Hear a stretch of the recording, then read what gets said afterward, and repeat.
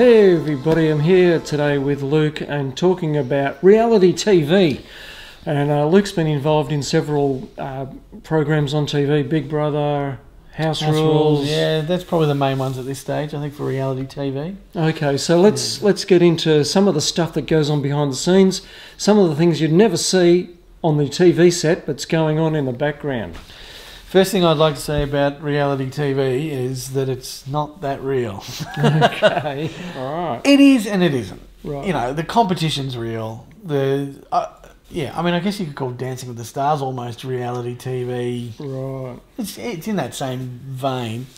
So I've worked on shows like that, and I'm trying to think. Oh, Australia's Got Talent, and it's probably a different genre, but So some of them you're behind the camera, and some of them you're being directing. Directing, correct. So Dancing with the Stars, I've done camera. Big Brother, I was one of the house directors, which they've got different levels of directors on that show. You've got one director that kind of does the live shows, and then you've got other directors that do the watching of the people in the house and directing the cameras within the house. Okay. And that's a really interesting process to go through. Yep. It requires a lot of teamwork. You're managing a lot of different things all at the one time. Okay.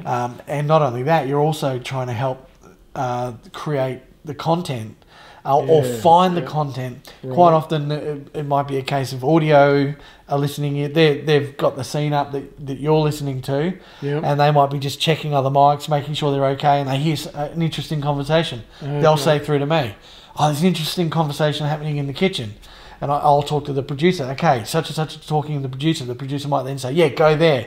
So then I have to manage the resources. I'll start cutting scenes of cameras that are already there, and then I'll also get camera operators to bring other cameras to the kitchen. Okay. So you might build up the scene with just a wide shot and one shot that kind of sees both of them. Okay. And then as other cameras come in, you then start building in close-ups and other close-ups. Okay. And then as soon as you've got everyone there, the producer goes, "No, there's a more interesting conversation happening in the bathroom." Bang, you then cut to that scene. You cut to the wide shot, you cut to a two shot, and then you get into that scene and you gather your resources. And at the same time, you're directing audio. Sometimes audio may not have seen that there's a third person in the room. Okay, so you go, I include that person, they're in the conversation. So then you're also controlling what mics are used, and not that I haven't got my finger on those faders, but you're assisting audio to gather those resources that they've got to gather in order to cover the scene. Anyway, that's Big Brother. And when you say that reality TV is actually not so real, what do you mean by that? Well, because there are aspects of it that I don't want to... probably some things I can't say, but sorry. To suggest that there's simply... So in the case of Big Brother, happening and put in the house and it's just... there's a lot of manipulation that happens. So, for example, nothing's happening tonight. Okay, put more beer in the house. Okay. You know, it could be that. It could be as simple as that. Yes. Right. The other thing is they might say, "All right, we want them to play this game," and so they are instructed, "Play this game."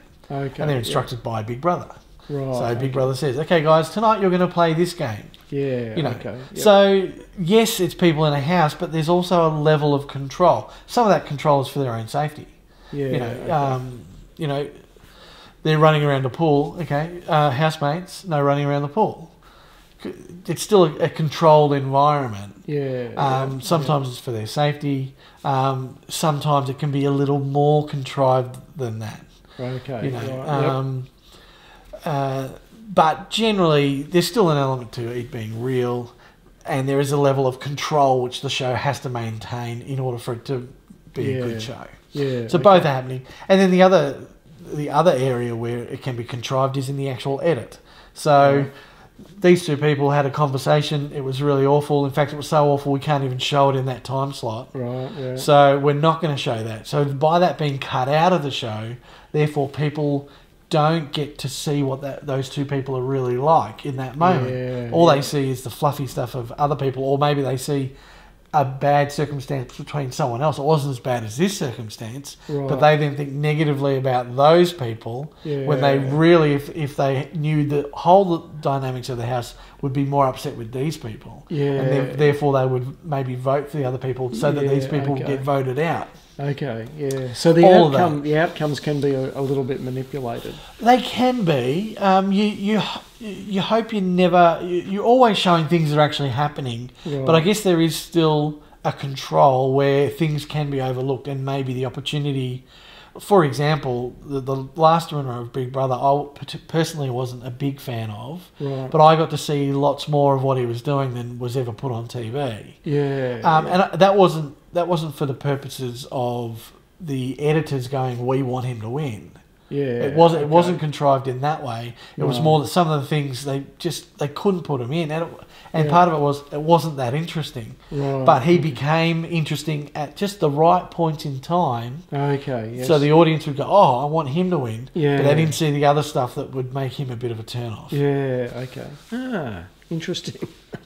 Anyway, Okay. Yeah. So then House Rules more Yes. recently, part of the grand final. So I didn't, again, with Big Brother, I was one of the directors. In this case, it was the same.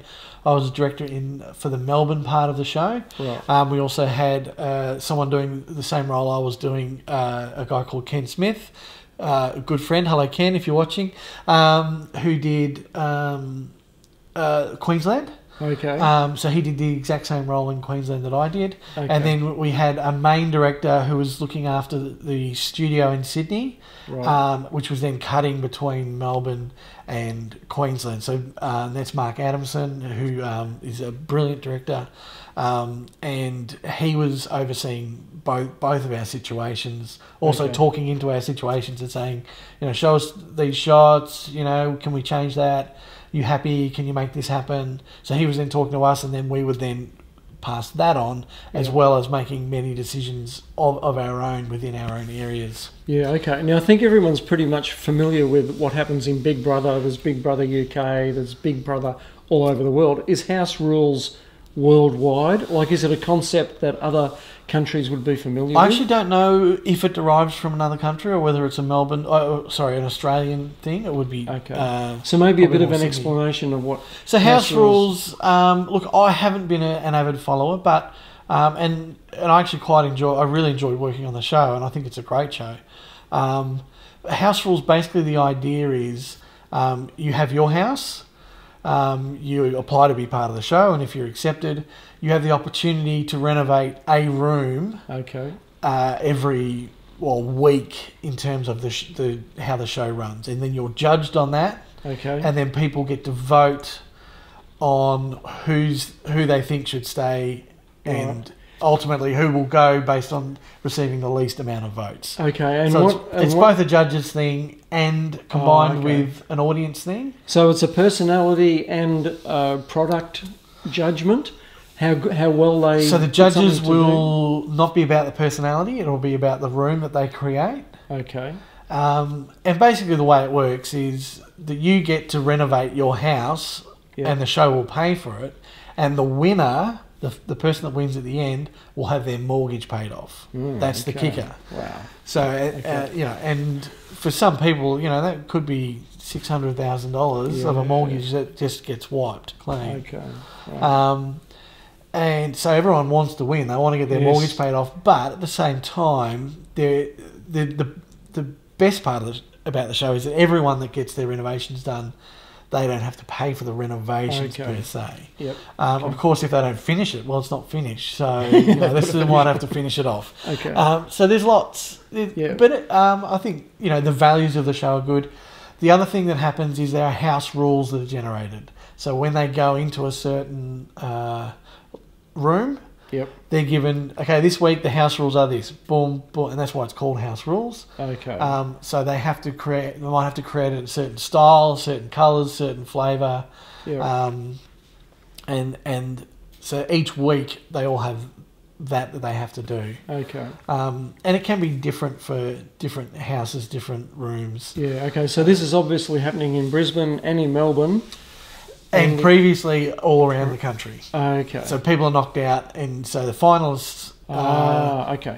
were the house in Melbourne. There was actually 2 houses in Melbourne throughout the show, Right. but we finished with 1 house in Melbourne, 1 in Queensland. Okay.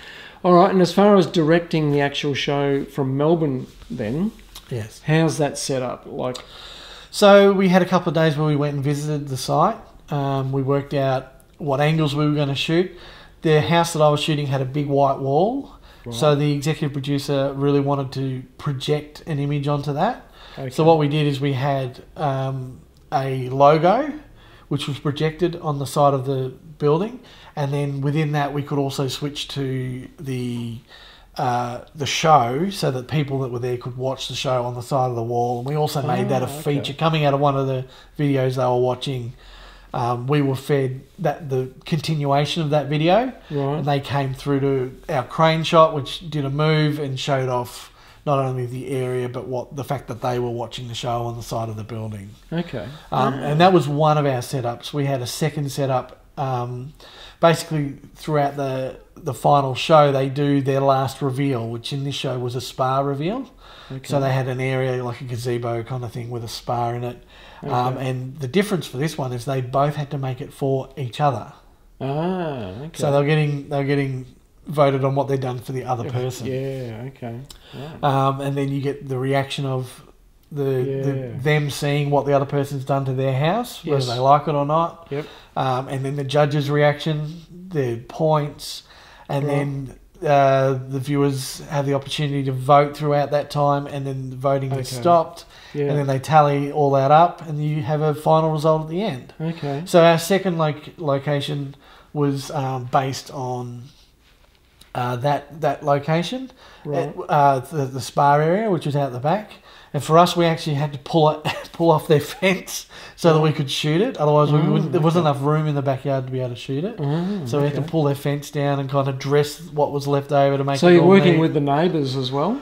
Well, Sure. luckily we had a spare block next door, so that was why we were able to project on the side of the building. Okay. So we had a spare block that we were able to Okay. put all the cameras and lights and projectors and Okay. everything else. And Yeah. yeah, so it was a really big shoot. Yes. It was a massive shoot. And it went over 2 days? We had a rehearsal day, so we had lighting had like 2 days to rig. Art department had 2 days to rig. So they had to put in like decks, and then they had festoon lighting and surfboards and plants, and all of this was brought in to dress up the fact that this is like a party going on. Yeah. And it very much was. There's a lot of people there. We had probably at least 150, 200 people turn up. Wow. So we had to facilitate all these people, give them food and something to drink. And and then at 2 different locations, we had to then move them halfway through the shoot. We had to move all our cameras, have a second setup, make sure that was all lit properly. And the other thing that happened at the very end of that is if we were the winners, there would be... So if Melbourne won, then we had to have a flutter drop, which is, in the old days we'd call it a glitter drop, but glitter's really fine and small. So these days they have a larger substance that's thrown into the... kind of fired from cannons, and continually will just flow for about 30 seconds. So it's just... flutter everywhere, and then at the very end you fire off some fountain pyros, which just kind of a 20-second burst into the air. So that had to be all rigged and ready in case we won. And then the challenge is you're waiting for that moment, and so they're doing the same thing in Brisbane, and they're doing the same thing there. And not knowing what was going to happen. And we were lucky, our director, when he found out, because he found out just a moment beforehand, he said he'd kind of... So this is the guy up. in Sydney? This is the guy in Sydney. Okay. So I couldn't tell anyone, but we were able to at least be ready so that we didn't say the wrong thing.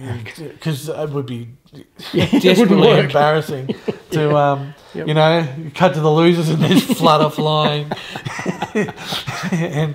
So, so trying to just manage... That was probably the scariest part of the whole night is just because you've got pyro guys with their fingers on the button ready to go, just making sure they don't Don't go or do go. Don't do it. So there was nothing ever specifically said. Yeah, so it was still that last moment, but Yeah. Just waiting for Joe to say it. But we, both Ken and I, kind of had a secret little, just a phrase that we knew to listen out for at the last second, and so we at least could be semi-prepared. So I didn't actually watch it. But did Brisbane win then? Yes. Okay, so what happened in Melbourne for the losers? Did that just not happen? No, about the only thing that happened is there was obviously support from friends and family. So one of our floor managers was able to go, hey, great work. When we got to the end, kind of, give a hand, for our losers, and so there was that kind of, because there was a bit of tension there for a little bit. Yeah. So we were able to kind of soften that moment for them, and again, they still had. They were on TV. They were good personalities. Yeah. And they were gracious losers. But at the same time, they still, got to upgrade, put a second. Pardon me. They got to put a second story on their house for free. Yep. So yes. Well worth it for them. Still. Yeah. Yeah. Yeah. So there's no real losers, but obviously to get your mortgage paid off would be a fantastic bonus. Yeah. Remarkable, really. Yeah. Well, there you go, guys. A bit of an insight into reality TV, at least here in Australia. So maybe you've got some questions about whatever in regard to all of that. Maybe you'd like us to talk about something else. Feel free to ask. I just hope I haven't said too much. I've tried to obviously get information across, but that I feel like I can say. There are other things that happen but unfortunately in the way shows work, you can't say everything. Yes, I understand. But I hope it's a bit of an insight into how things happen. Great stuff, Luke. Thank you very much. We'll see you all again very soon. Bye. Bye.